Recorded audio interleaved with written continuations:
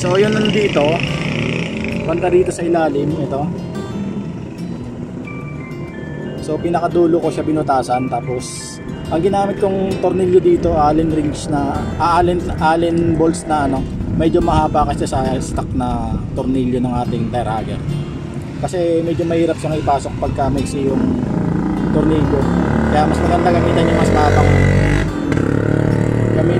mahabang bolts para kahit pa paano swak na swak doon sa loob. Tapos lagyan niyo lang ng washer. Then eto naman, in-adjust ko lang din to. So ito yung tinabas natin na nandito. Tapos dito may tinabas natin yung nandito. And ito, in-adjust ko lang, inangat ko lang ng konti. Tapos ito lang yung ito lang talaga yung merong tornilyo na nakaipit. Ito, ano na lang to, image na lang yan or imitation na lang yan. Ito yung ito yung nagkukunwaring ano lang nagkukunwaring tornilyo lang to dito. Nilagay lang natin para bumagay naman yung itsura niya. Sa inyo lahat mga kamoto, welcome back sa ating channel and welcome sa ating bagong video ngayong araw na ito, no? So ngayong araw is gagawa lang tayo ng initial review dun sa ating ipinalit na gulong sa ating Bergman Street 125. So nagpalit tayo ng mas malaking gulong sa likuran, and yung brand na ipinalit natin is Unili brand na ang sukat niya is 120 by 90 by 10. So mas malaki, mas malapad, and mas tumaas yung ating motor. Bilang nagamit ko na siya ng almost 1 week, and yung odometer reading naman natin is tumatakbo na siya ng kulang-kulang 1,000 km na. So kaya mas magandang gawa na natin siya ng initial review. Kung hindi pa kayo nakapag-subscribe sa aking channel, please huwag kalimutan na mag-subscribe sa ating channel, and please paki-hit na rin yung bell notification para maging updated din kayo sa mga susunod pa nating video. Paki-like nyo na rin itong ating video. Maraming salamat mga kamoto.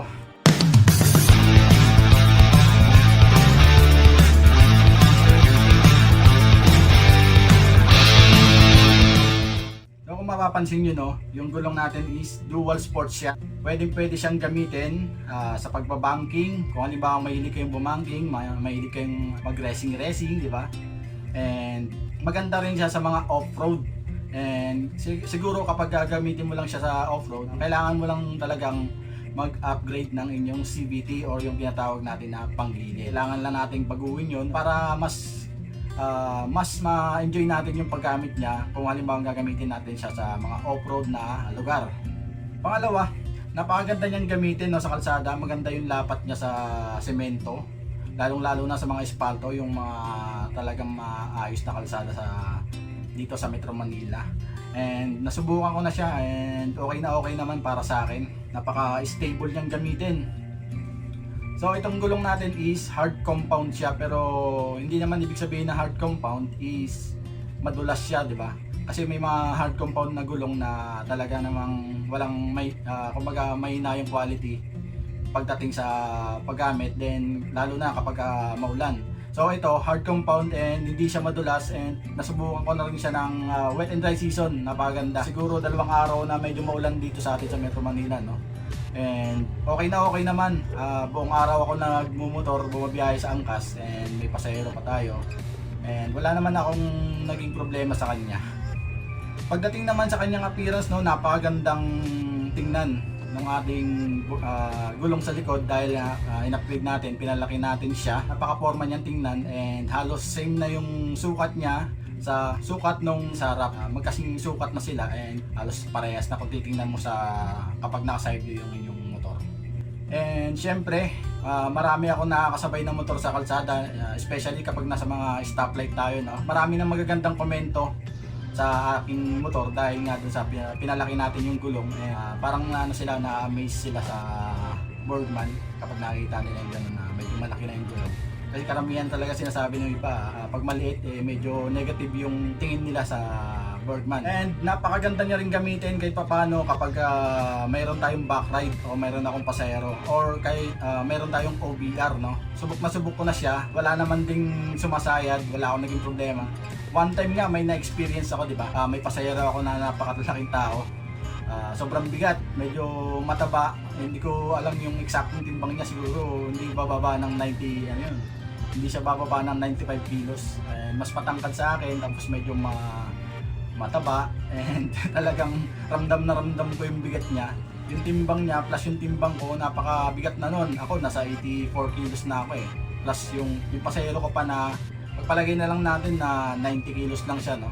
Or tapos ako 80, so 170 kilos. Problema ko lang talaga kasi sobrang bigat nga ng pasahero, medyo nahihirapan tayong i-balance kapag nasa mga traffic situation. After ko ma-drop nung pasahero ko na yun, no, na medyo mabigat, so bumaba muna ako sa motor and chinek ko yung gulong, itsura ng gulong natin, kung meron ba siyang bakas nung pagkasayad sa mga parts ng motor natin. And chinek ko naman, wala naman ako nakitang bakas ng may sumabit sa kanya.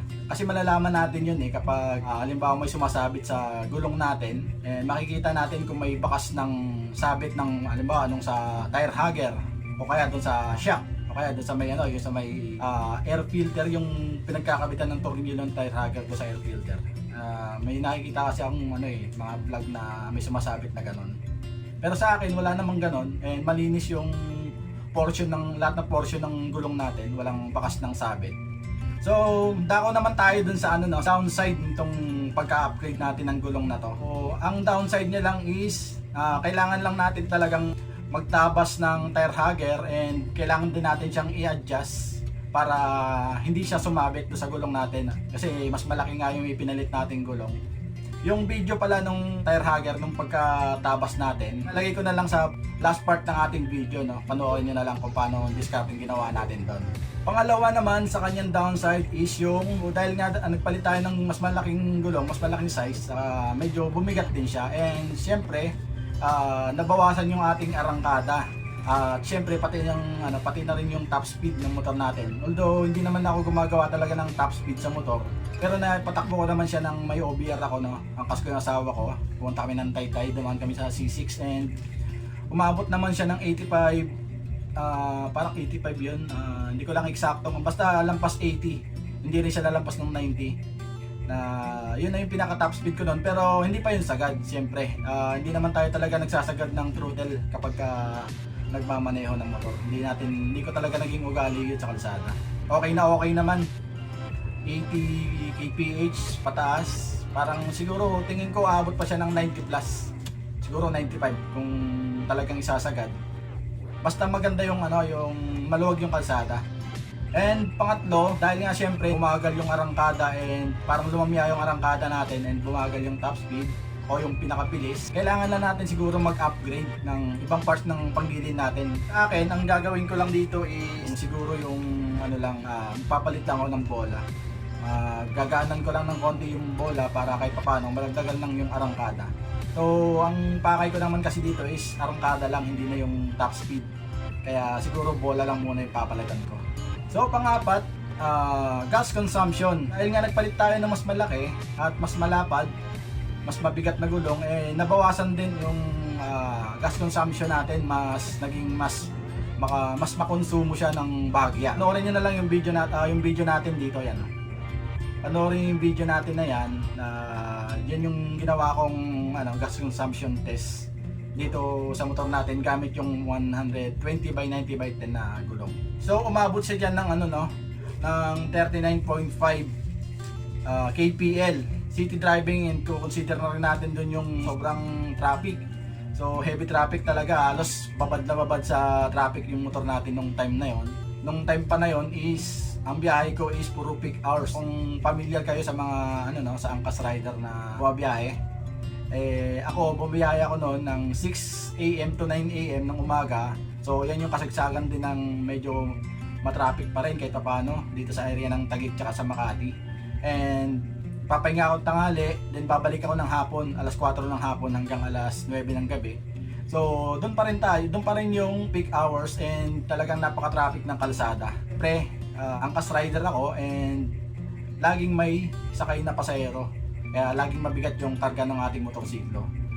So umabot lang siya ng 39.5 APL, pero ang gamit kong gasolina kasi noon is ang tinatawag na regular. After ko maubos yung regular natin na gasolina na 91 octane, nagpalit ako ng premium So yung tinatawag na 95 octane na gasolina. Ito yung kulay pula na gasolina. So tinatawag natin na premium. So nag-try ako, ganun pa rin ang same same situation pa rin ng kalsada, and so may karga pa rin tayong mabibigat na pasahero and traffic, di ba? And puro stoplight dito sa amin. Umabot siya ng nasa 45 kpl. So iba talaga kasi kapag gamit mong gasolina is yung 95 octane. Kasi alam ko kasi ang recommended na octane sa ating Bergman Street is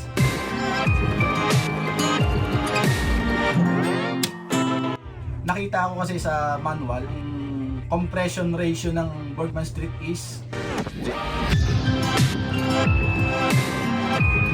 so ang recommended para sa akin is premium na gasolina, kaya mas matipid gamitin, di ba?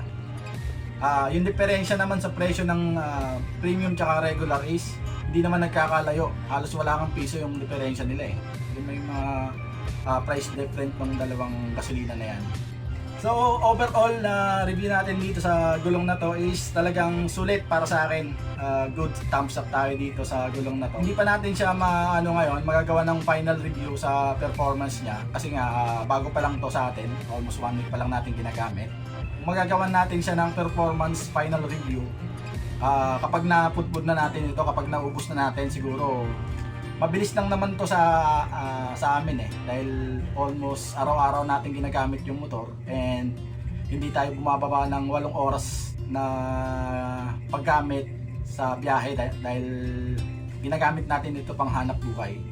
So ilang buwan lang to, saglit lang sa atin to. Siguro pinaka ko dito, mga 5 to 6 months nating magagamit, then tsaka tayo magpapalit ulit ng panibago. So doon na natin siya magagawa ng final review. Abangan nyo na lang mga paps dito sa channel natin. Pagdating naman sa presyo is nabili ko to sa Marikina ng 1,350 pesos kasama na yung installation. So magbibigay ka na lang ng tip doon sa mag-i-install ng gulong mo. And nabili natin siya sa Marikina sa Gemka Enterprises. So ilalagay ko na lang yung pangalan ng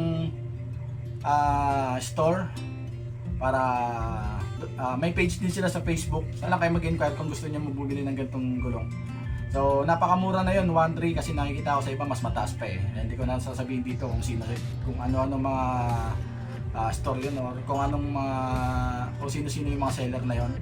Sana nakatulong sa inyo yung video na ito para makapag-decide kayo kung gusto niyo rin magpalit ng ganitong gulong. Kung nakatulong sa inyo itong video na ito, huwag kalimutan na i-like yung ating video, nasa baba lang yan. And paki-subscribe na rin yung ating channel, paki-click na rin yung bell notification para maging updated kayo sa mga video yung ginagawa natin. And maraming salamat sa inyo lahat mga kamoto. Ride safe! Peace! Alright mga kamoto, so ito na yung ating tire hugger ng ating Bergman Street. So ito, in-adjust ko na yung isa dito. So ayan, so inangat ko lang muna.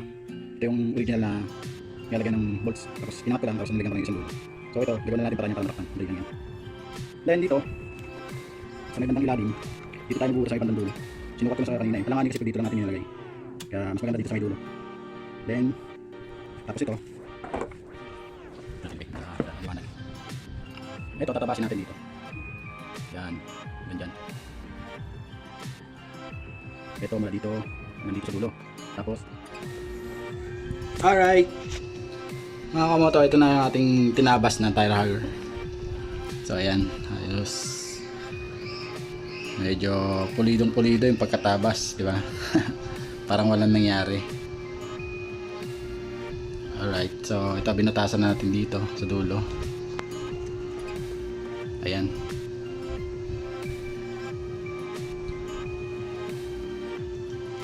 Ayan na itsura niya. So cutter lang ginamit ko dyan. Ito lang ginamit ko. Medyo dadahanin nyo lang, kumaga parang lang kayo nagdo-drawing.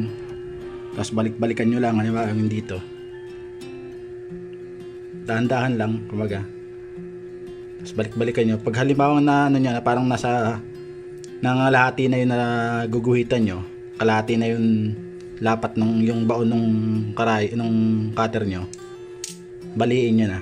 And okay na, pag nabali nyo na yun, kusa na yung tatanggal. Ganun lang kasimple yung pagkatabas niya. Kung wala kayong grinder, di ba? Oh, ayan. So, tara, salpak na natin. So, yun nandito. Banda dito sa ilalim, ito. So, pinakadulo ko siya binutasan. Tapos, ang ginamit kong tornilyo dito, Allen bolts na ano, medyo mahaba kasi sa stock na tornilyo ng ating tire hugger. Kasi medyo mahirap siyang ipasok pagka maiksi yung tornilyo. Kaya mas maganda gamitan niya na mas mahabang bolts para kahit pa paano swak na swak doon sa loob.